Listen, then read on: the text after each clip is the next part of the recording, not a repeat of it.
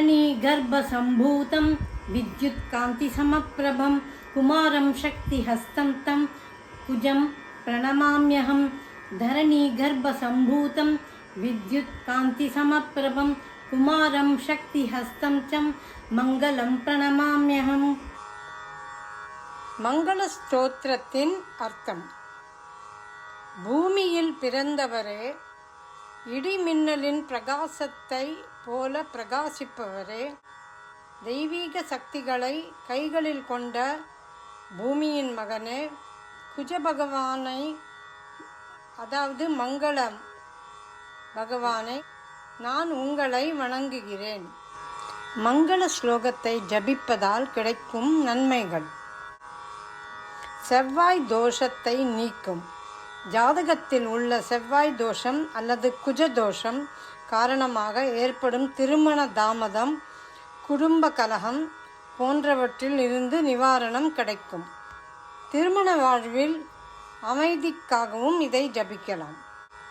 சொத்து மற்றும் வழக்கு சிக்கல்களில் வெற்றி பெற உதவும். செவ்வாய் மண், நிலம், சொத்து, ராசி ஆகியவற்றை குறிக்கிறது.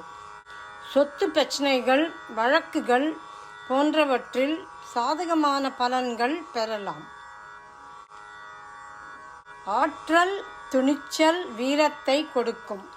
செவ்வாய் கிரகம் வீரம், சக்தி, உடல் உழைப்பு, போராளித்தன்மை ஆகியவற்றை குறிக்கும். இந்த ஸ்லோகத்தை ஜபிப்பதால் மனதைரியம், தீர்மானம், நேர்மை ஆகியவை வளரும். உடல் நலத்திற்கும் ஆரோக்கியத்திற்கும் உகந்தது. இரத்த சூழ்நிலை, தசை நரம்பு பிரச்சனைகள், உடல் நலக்குறைகள் ஆகியவற்றில் நன்மை தரும். இளைஞர்களுக்கான ஆரோக்கிய சக்தி மேம்பட உதவும். மன அமைதி மற்றும் கோப கட்டுப்பாடு. செவ்வாய் தலையீடு காரணமாக ஏற்படும் கோபம், அசட்டைத்தனம், தகராறு ஆகியவற்றை கட்டுப்படுத்துகிறது. தொழில் வளர்ச்சி மற்றும் பொறுப்பான நிலைகள். காவல், இராணுவம், கட்டுமானம் போன்ற வீரம் மற்றும் திட்டவட்ட தொழில்களில் முன்னேற்றம் பெற உதவும். தலைமை பொறுப்புகள் தேடும் இடங்களில் நம்பிக்கையும் துணிச்சலையும் வளர்க்கும்.